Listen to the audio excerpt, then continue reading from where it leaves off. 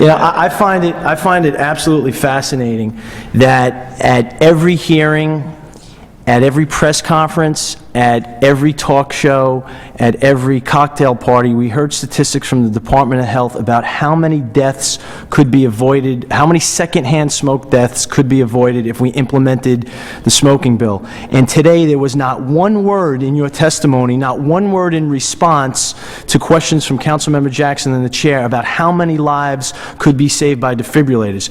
And if the average citizen was watching this show, and they'll watch it on crosswalks, they'll walk away from the testimony we've heard from this administration almost scared of AEDs. And I really think that we have done a disservice to AEDs. It may be difficult for government to implement a broad AED program, but I pray to God that civic groups and senior groups and all kinds of other entities who are watching this show don't flip the channel and say, the heck with AEDs for our group because it's just too complicated.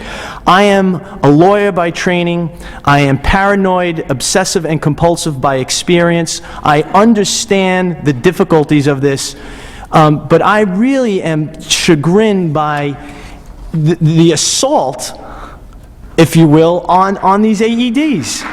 It's absolutely amazing to me. This isn't, they aren't our enemy. These are life-saving devices. And to hear the Department of Health come in and testify and say, you know, the AEDs they are new technology that has promise in a limited number of situations. I think that's an absolute disservice to the American Heart Association, to the American Red Cross, to the Akampora family, people who have put their life's work into getting these things into the hands of people who could save lives. And I have to tell you, it really blows my mind to hear cost-benefit analysis, to hear about how raising in Seattle a 20% or a 30% survival rate, well, you know, it's almost, well, is it worth it?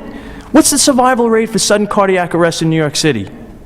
1%, 2%? That's the figure that's often Would we cited. not, if we move that rate up to 20 or 30%, would that not be a phenomenal, probably the most productive program in the history of New York City government? Absolutely amazing. I understand, I mean, this cost-benefit analysis.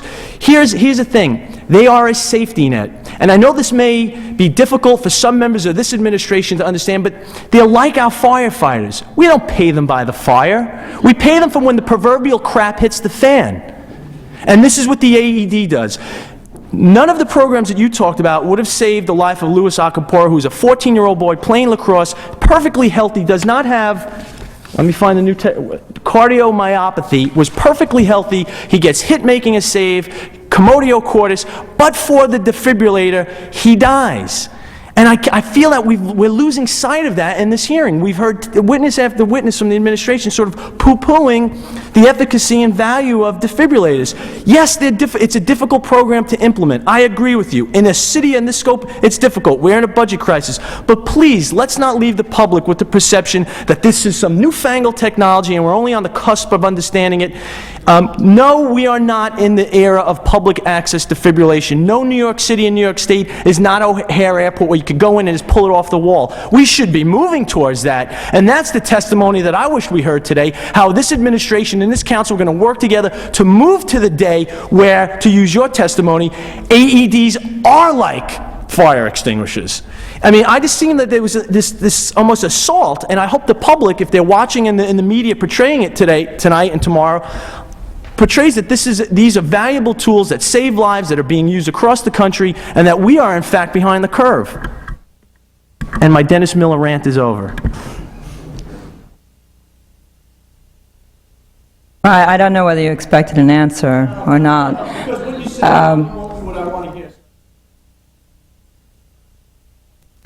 Well, let me But say if you want to that, say something. yeah, I would like to say that it's not